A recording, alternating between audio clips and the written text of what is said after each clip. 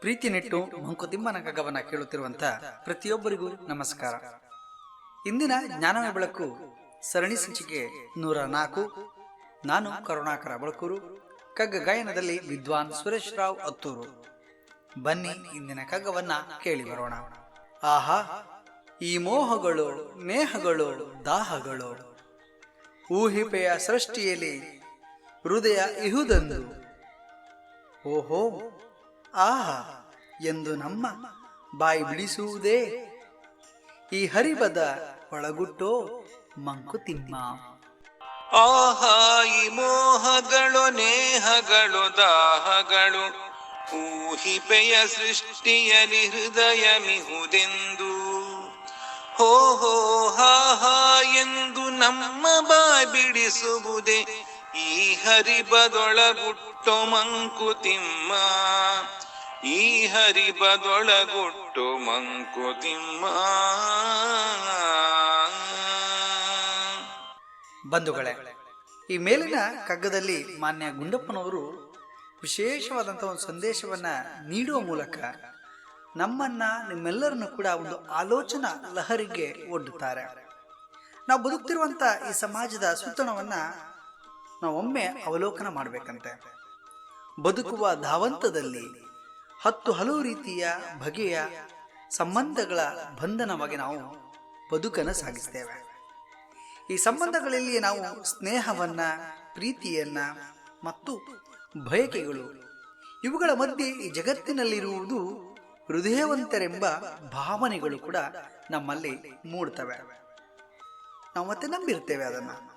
ಆದರೆ ಈ ಮೋಹ, ಸ್ನೇಹ ಮತ್ತು ದಾಹಗಳಲ್ಲಿ ಮುಳುಗಿ ನಾವು ಹೃದಯವಂತಿಕೆಯನ್ನು ಕಾಣಲು ಕಾತರಿಸ್ತೇವೆ. ಆದರೆ ವಾಸ್ತವದಲ್ಲಿ ಅದು ಎಲ್ಲೂ ಕೂಡ ಕಂಡುಬರೋದಿಲ್ಲ. ಇದೊಂದು ವ್ಯಾಪಾರವಷ್ಟೇ. ಅಂದ್ರೆ ವ್ಯವಹಾರದ ನಡೆಯಲ್ಲಿ ಅದು ನಡೀತಾ ಸಾಗ್ತದೆ. ಈ ವ್ಯಾಪಾರ ವ್ಯವಹಾರ ಕೇವಲ ಲಾಭ ನಷ್ಟಗಳ ನಡುವೆ ಅದು ತಿರುಗಾಟ ನಡೆಸ್ತಾ ಇರ್ತದೆ. ಪರಸ್ಪರ ಪ್ರತಿಕ್ರಿಯೆಯಾಗಿ ವ್ಯಕ್ತ ಆಗ್ತದೆ.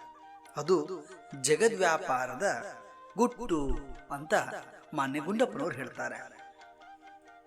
ಹೀಗೆ ಜಗತ್ತಿನಲ್ಲಿ ಕಂಡುಬರುವಂತಹ ಈ ಸಂಬಂಧಗಳನ್ನ, ಬಾಂಧವ್ಯಗಳನ್ನ ಕಂಡಾಗ ಇದೊಂದು ಹೃದಯವಿಲ್ಲದ ಪ್ರಪಂಚ ಎನ್ನುವುದೇ ಪ್ರಶ್ನೆ ಹಾಕ್ತಾರೆ.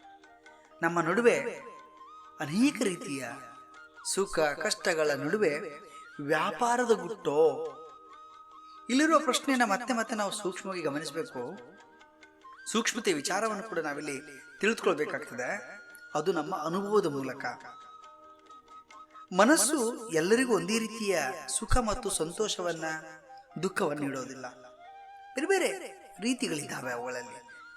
ಪ್ರೀತಿ ಸ್ನೇಹಗಳು ವೈರತ್ವಗಳಾಗ್ತವೆ. ಕೆಲವು ಬಾರಿ ವೈರತ್ವಗಳು ಕೂಡ ಕೆಲವು ಬಾರಿ ಪ್ರೀತಿ ಸ್ನೇಹಗಳಾಗಿ ಪರಿವರ್ತನೆ ಆಗ್ತದೆ, ಬದಲಾವಣೆ ಆಗ್ತದೆ.